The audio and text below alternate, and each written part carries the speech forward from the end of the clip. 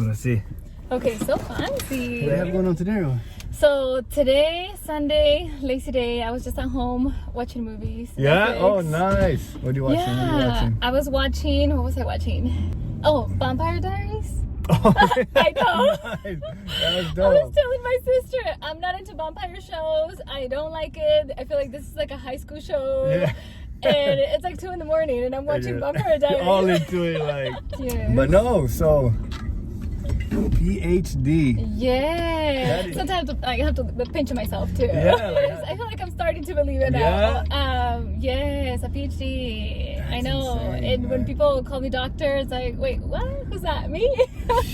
And how Yeah. long ago did you graduate with it? So I graduated in May. Just recently Oh, graduated. recently? This May 2020. And I couldn't walk, and I was like so bummed because COVID or what? yeah, COVID. Oh, yes, so I was supposed to man. walk Okay. in May, and I didn't get to do that. But I hopefully maybe next year. I don't know if next year we'll have it, but if they do, I really want to do it just because I feel like it's for my family. Right, because you could have that option, no? Like if you guys could like be a part of the walk, just, Yes. right? To be Yes. a part of the ceremony.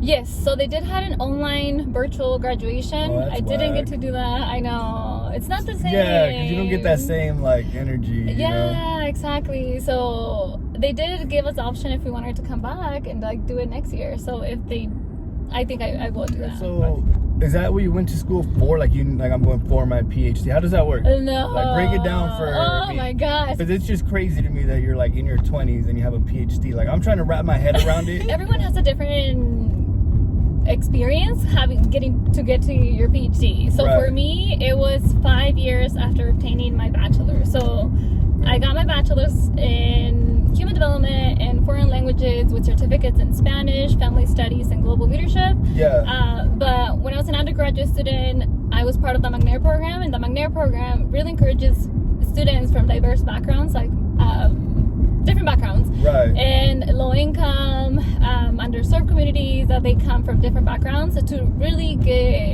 to pursue higher education, specifically a Okay. PhD. And that's how I found out what a PhD was or is. I didn't know what a PhD was before. Right. I didn't even know. Like I just thought that I was gonna go to school, WSU, graduate, and come back to Othello. So you didn't even have a plan to go, like that wasn't in your head to be like, I'm gonna go for a PhD. Yeah, no, so never, it became, no. oh really? Yeah, Oh. the McNair program. The McNair program really focuses on encouraging students from diverse backgrounds to pursue higher education, specifically a PhD. Yeah.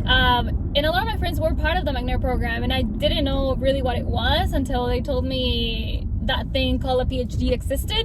Okay. So I was like, what is this? Yeah. And then they started telling me about research, educating me on different resources, and talking about the different opportunities that students can have being part of this program and doing research. And you get the opportunity to go present your research at national conferences, international conferences, and the best part it was that they were paying for it. Right.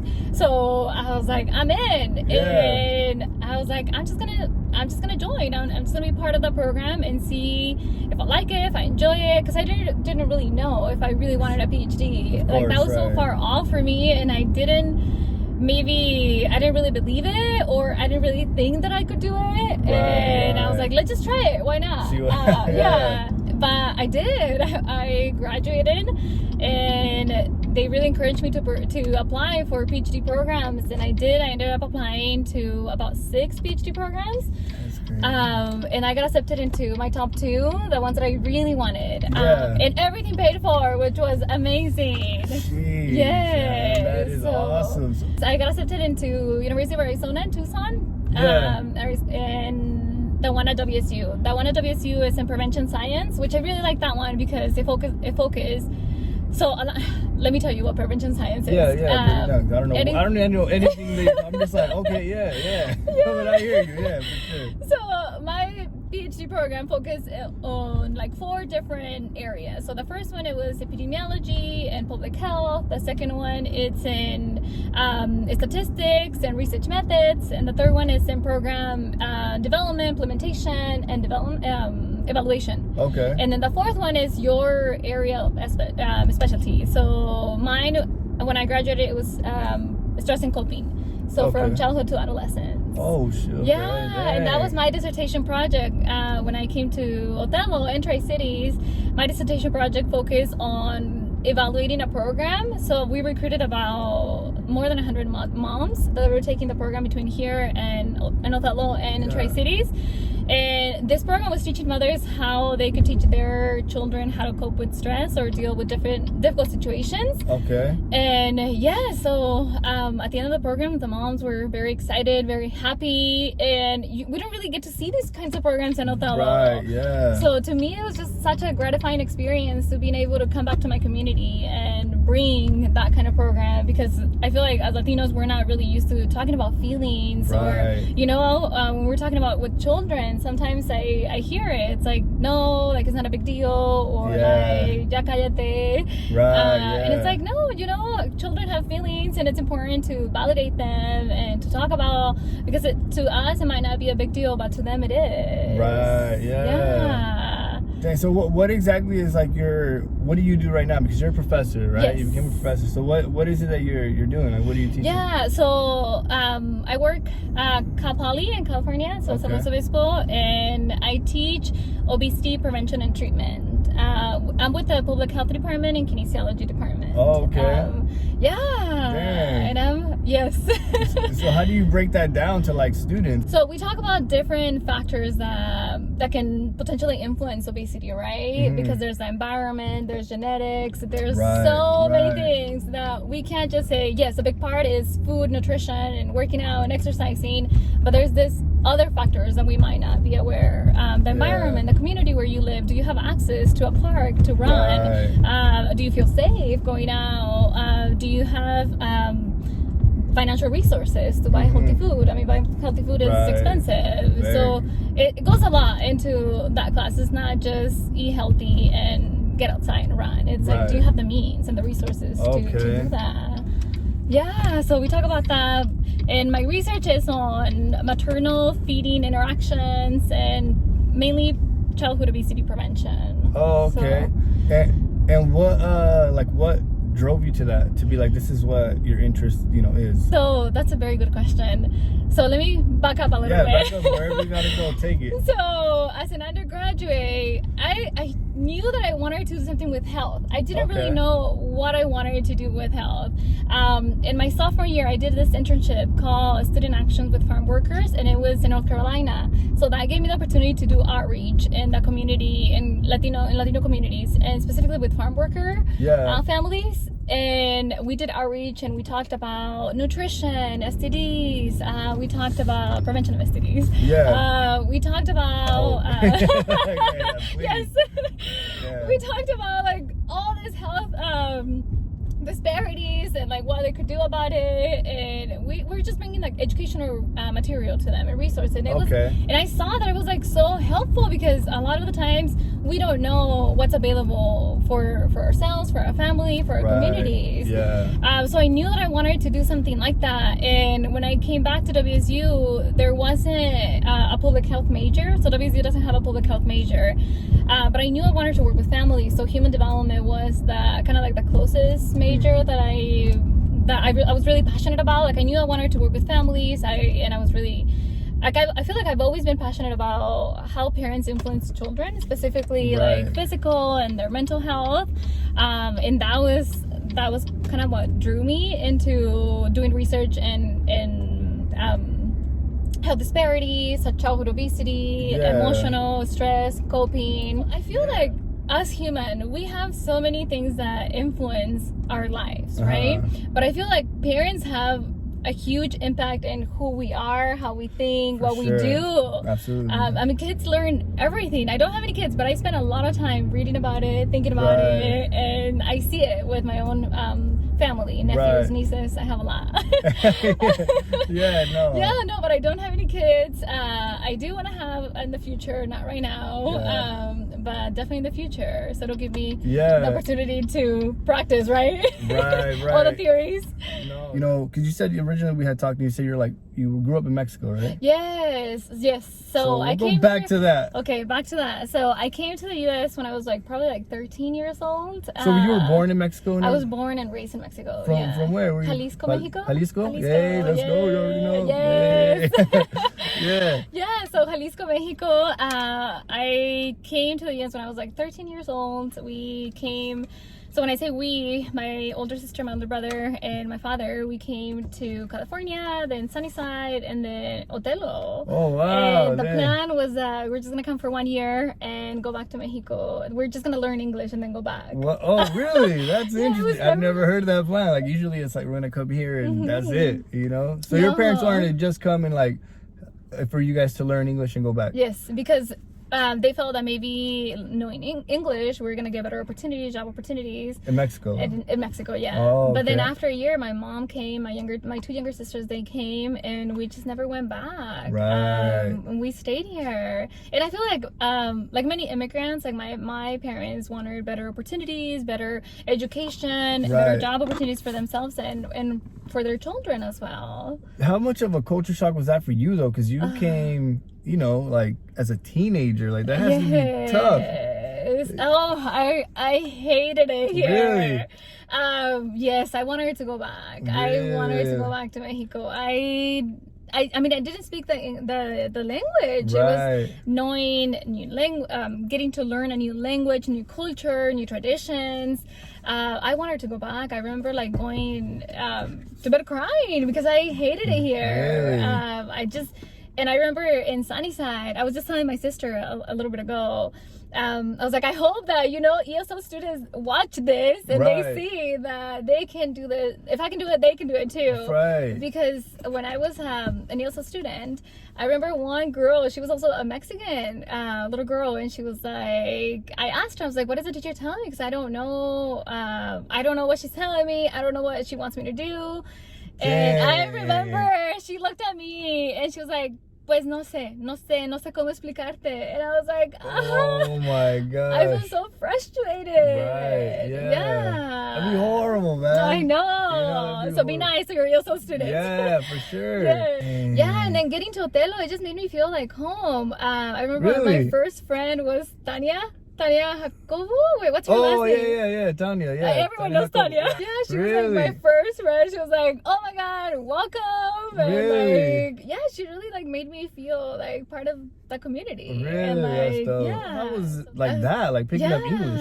Was it easy for you? No, you know what really helped me? Reading books. Really? Reading books. And even when I graduated with Otelo, I left to WSU feeling so scared because I didn't know. I felt like I still find myself Googling words. Oh, I do it all the time. Yeah. Even like the stuff you're saying, I'm going to go back and watch this episode. I'm like, all right, let's Google this. Yeah, but like I feel like I really had the opportunity to practice a lot more when I left to WSU because everyone was speaking English. And so I probably like practiced it a lot more. And I mean, I did graduated from college. So college was never in the picture. I feel like going to university was never something that we talked about it in my family. It was just like, you're gonna graduate high school and that's probably gonna be like, yay, you made it, like now you can get a good job and go to work. Yeah, that was like probably the dream, you know. I was like, te graduaste, ahora sí, like, let's go. Yeah. So where did the idea of like, well, let me see if I can go to college. How did that come? Yeah, that's a really good question. So that's where the camp program, the camp recruiter, that college assistant migrant program, it was, oh my god, a huge support, amazing. Really? And I feel like it's almost like thanks to them that I went to school and I went to WSU. So the camp recruiter came and talked to me and she asked me like, are you thinking of applying for college? And I was like, I wasn't really thinking about it. Like I didn't think that was a thing for me. I don't know, like I just never, I mean, I had the grades I had, I just didn't know like why I felt like it wasn't a thing. And maybe because like I never saw anyone, you know, like I never saw, like my family didn't, my parents have like a 6th grade education. Nobody in my, ni mis tías, ni mis tíos, nobody has like ever gone to like higher education, college. Like it was never wasn't in your reality. Yeah, really. it wasn't. Right. And then until she came into the picture and she was like, why don't you apply? Just apply. And like, why not? Yeah. And I was like, yeah, why not? Like, let me just apply. Yeah. So I applied and I got in. And I went to visit WSU my junior year. Yeah. They have like a conference called CASH. And Yeah. it's where they bring high school students to campus. And then they bring motivational speakers. And then they bring like, they just really motivate you. And like, they make you feel like you're part of the family, the Cook family. So go Cooks. Yeah.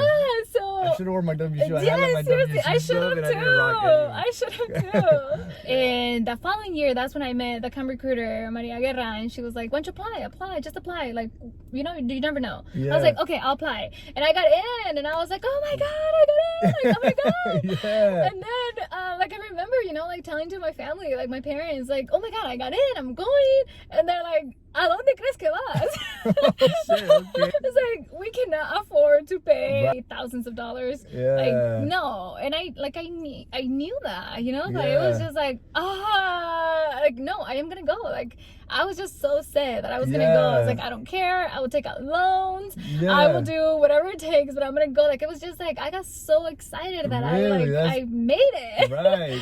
So to me, it was like such a huge accomplishment, and I was just like so bummed that they were like, Yeah, "You're not like, going, like, yeah. calm your ass." But and I get it from their perspective because they're looking at like, well, you know, college is expensive, you know. Yeah. So I mean, at the same time, you understand what they were thinking, but you know, that's dope that you kind of like stuck to it. Like, well, I'm gonna do it. You know, I'm not. You know, I'm just gonna do it on my own. Like, that's crazy. Yeah, and they were doing their best. Like, Right. they were not like trying to like put me down or anything. I get that, but it was just like, wow, like I really want to go. Right. So I applied to so many scholarships. I applied to like.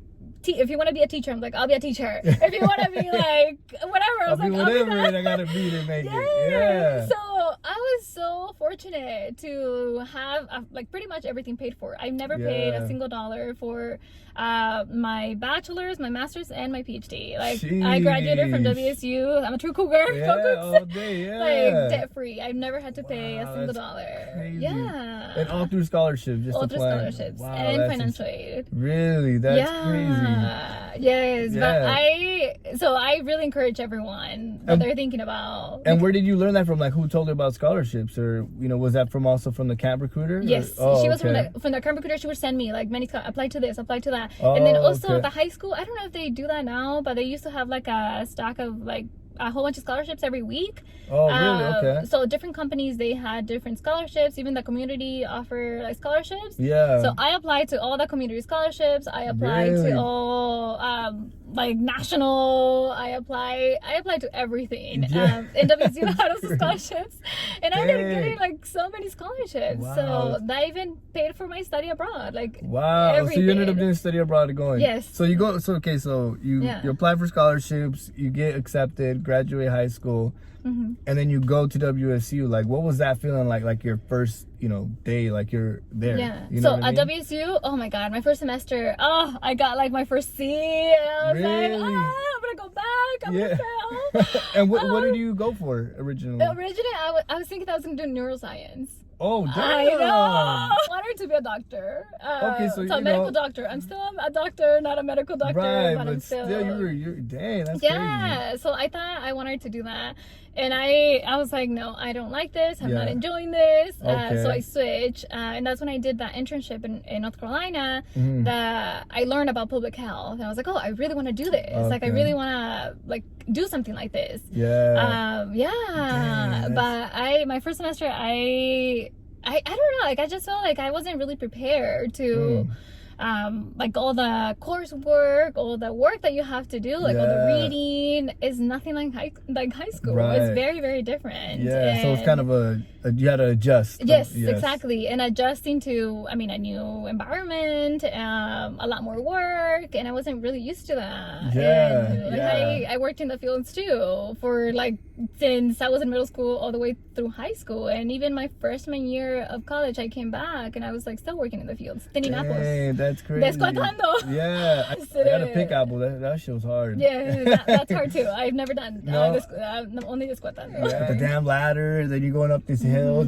you know, a little wind. You're like, Yeah. oh, and I was like, you know, skinnier than I am now. So the freak, like, wait, they like pulled, yeah, you know, like, man, it was crazy. Yeah. So you did that all through middle school? I only did that 1 year, and I was like, never again. Like, fuck that, you know? Yes, yeah. You did it all through high school. All too? through high school too, every summer. My parents were like, ándale a trabajar. I just remember like they would always tell me like, échale ganas a la escuela, para que no andes aquí, you know. And I was like, okay, pues, you know, le voy a echar ganas. Yeah.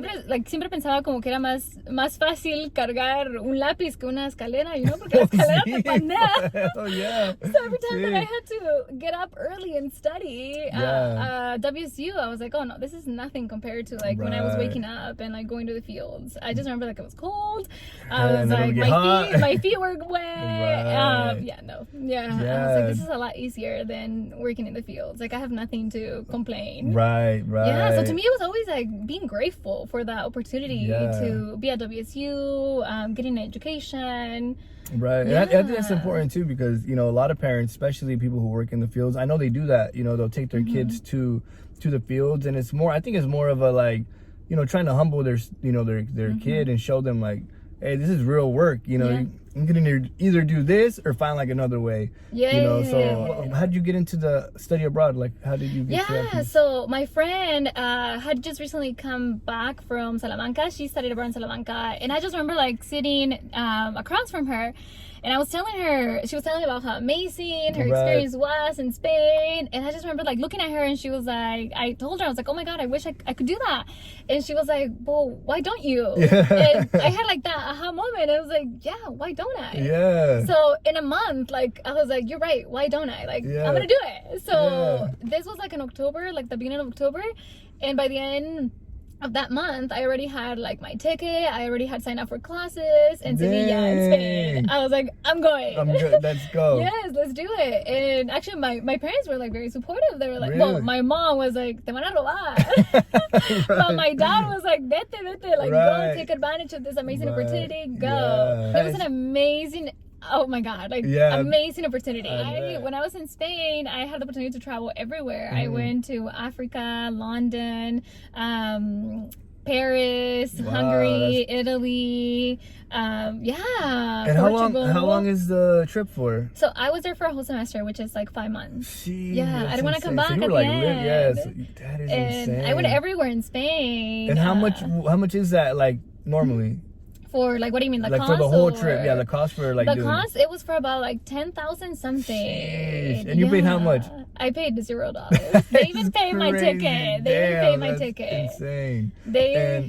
And that's through scholarship, same thing, or? Yes. Wow. So some of the scholarships they can transfer if you want to study abroad. And some places are cheaper. Like Costa Rica is a lot cheaper, but Spain's a little more, because it's Europe. It's a little more expensive. But I was like, okay, how much can I afford? Where can I go? But everyone talked about so much about Spain. I was like, no quiero que me cuenten, yo quiero ir. So I was like, okay, let's do Sevilla. And it was the best place. I loved it. I had a wonderful experience. I feel like it opened my mind. I was like, oh my god, there's like so much to see. I mean, yo creo que lo más lejos que fui aquí fue La Pulga. And when I came back, that's when I was like, I'm gonna apply for like other opportunities. And that's when I applied for that internship as student action with farm workers in North Carolina. That I feel like it really opened my mind to like, oh, like why not? Like go whatever. And then I went to the Philippines.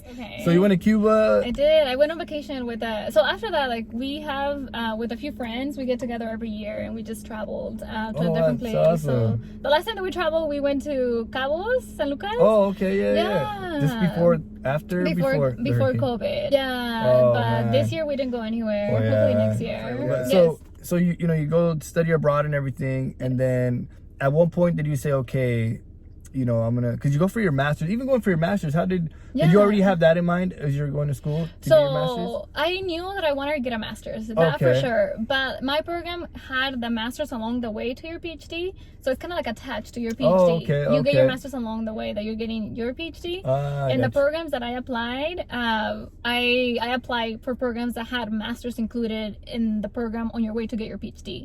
So with that in mind already.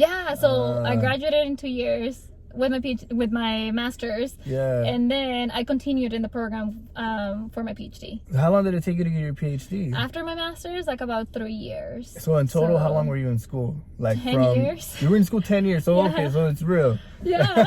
Yes. But did it feel like 10 years? No, they went by so fast. Right? And I still feel so young. Yeah. Like I still feel, I'm 28, so I still feel really, really young. Because I feel like we need representation. I think it's like less than 1% that Latinos that have a PhD. Damn, and that's crazy. yeah, so we need more, especially for Latina women. It's a Right. lot less. Yeah. So I feel like we definitely do need more Latinos. We need a representation in these positions, higher positions, and yeah. No, I think that's cool because it's like how you said, like when you first graduated high school, you didn't really think about college because you didn't know anybody in your circle or anybody in your immediate family that ever went to it. So it's cool that you went because now your nieces and nephews and people around your family, they look to you. They're like, oh, well, Karina did it, so it's possible, Yes. So it's kind of, how does that feel? Do you kind of like reflect on that at times? Yes, I feel like yes, definitely. Yeah. It's very different because now the conversations at my house is like, oh, where are you going? It's not even like about like, are you going? It's like, oh, where are you thinking of going to college, or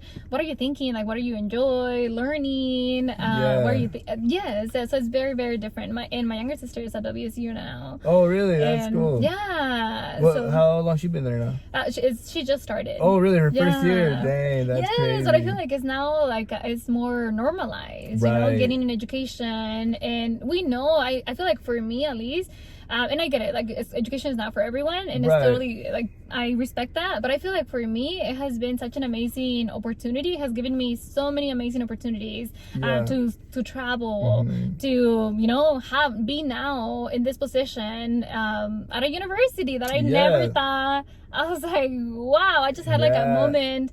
I was writing like this paragraph introducing to my students is online, and it was like, meet your professor, and I was like, what? Man, that is crazy. I like took a picture and I sent it to my parents, and I was like, la profesora Cari, la doctora.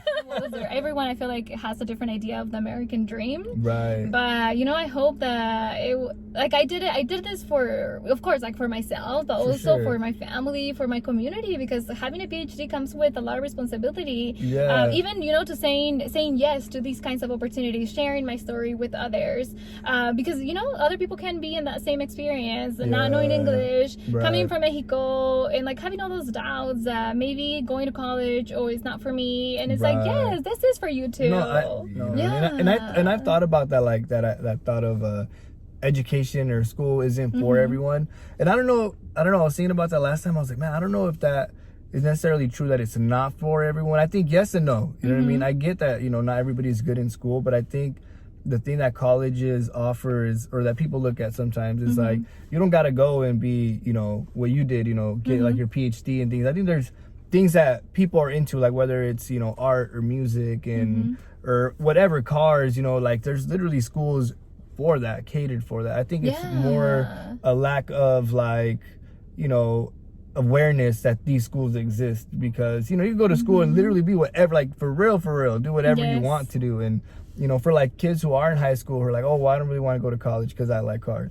It's like, well, you could go to college for that, bro. You know what I mean? Like, going to college is more so like, it's going to give you a head start in whatever it is that you want to be. You don't have to start all the way from the bottom. Like, the fact that you have a degree, it's going to put you at the front now. Yes, and it's going to allow you, to even advocate for yourself, for a better salary, for a better position. And even if you don't have to, like, stay there if you don't want to. You know that you have opportunities, you have choices. And I often think about that, too. It's like, when people say, like, oh, education is not for everyone, I agree. Like, it might not be for everyone, but it's like, I wonder if it's also, thinking about the resources that people have available, because I didn't think college was for me either. Like, I just didn't think that was an opportunity for me. And it was like, I didn't know the resources available for myself. And once I knew, I was like, oh my God, yes, like I'm taking advantage of all of these opportunities that they are available for myself. Because, I was one of those kids who was like, well, it's not for me, And then as I reflect back on it now, I'm like, well, maybe it's not that it wasn't for me. It's just that, because I was looking at I don't really like the essays and doing homework and stuff, but thinking about it now, it's like, well, I probably didn't like doing that for like history and maybe not like English, you know, but if they told me, hey, you know, write up, you know, 'cause I really like, you know, music and things like that, right? Especially in that time, it was super big into music. So they were like, hey, you know, I need you to write an essay on freaking, you know, this artist. So I'm gonna write the hell out of that paper, you know what I'm saying? So that's why I think, you know, that's why I say, I think that it might not be true that it's not for everyone. I think it might be for everyone. It's just, you got to be aware of like, what do you like? What are you into? What are your passions? Like, what are you passionate about? Because if you really like what you're reading about, what you're writing about, like you're gonna want to do that. And you're not gonna feel forced to do something like that. When I was doing my PhD project, I recruited about like 12 high school students, and like every week I would make myself a goal to bring them like different scholarships, and I would look for them and I was like, hey, let's talk about college, because they are in high school and I wanted to be that person to also bring up the conversation. And I'm sure maybe they'll hear about it, but it's like, okay, well, like, what are you thinking? Have you thought about this or that? So I would bring them like different scholarships, and a lot of them, they already went to college, UW, WSU, and community colleges, and I still have some that they're still applying. And I was like, hey, like, so I'm here.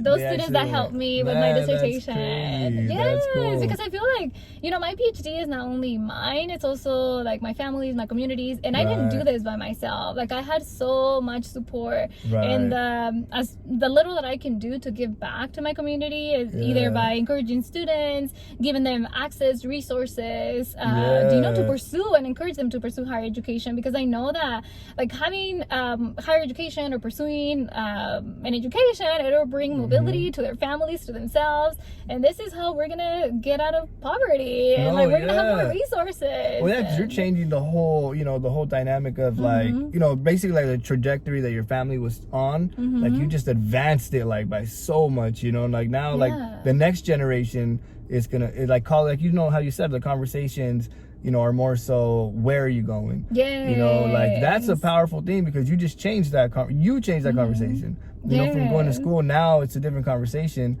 and then it's just going to continue to where, you know, that's how, like, you know, a lot of these, you know, families here in America who are wealthy, that's how it became, because somebody had to change the trajectory at some point. You know, so, you know, being that you're that person now, it's crazy, you know what I mean? Like, you just changed everything. You know, and you know, like being able to like say, you know, a PhD, I didn't even know what a PhD was when I was in high school. Like I didn't even know, like, until somebody was like, there's that thing called a PhD. I was like, ¿qué es eso? ¿Qué se come?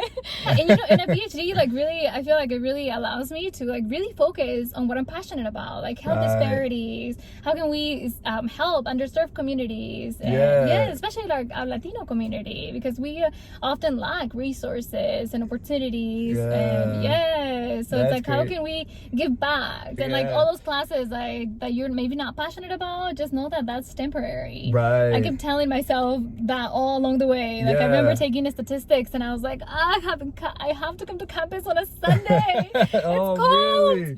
And I was like, Karina, esto es temporario. Like, this is temporary. I'm not gonna be here forever. This is only allowing me, like, this is only a step along the way to where I want to be. And it's gonna take me, like, I know that this is not gonna be forever. Like, va a pasar, se va a pasar. And it did, se pasó, and I'm like, oh, I'm living my best life now. Now you're here.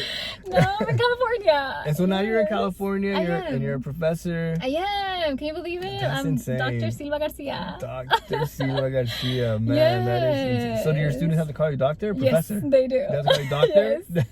They do, because I worked 10 years for that. Hey! God damn it. The least that I can do is like Dr. Silva Garcia. And I have two last names. So the first one is my dad, and my second one is my mom. That's but dope. I really So you kept both of them to kind of reflect them. Yes, because like they both have been a big part of, like, you know, my educational career. So like I want to acknowledge my mother as well. So Garcia is there. So you know that if I can do it, they can do it too. I mean, you know, as student from coming, a USL student.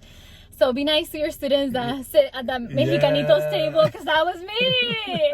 That was me. I remember, you know. Pues los mexicanos somos chingones. Hacemos cosas chingonas. Y estamos aquí para triunfar. Así que a ponerse las pilas, and we can do it. Well, thank you so much. Thank you. Thank you for inviting me. Yes, of course. Thank you. Bueno, bye. Gracias.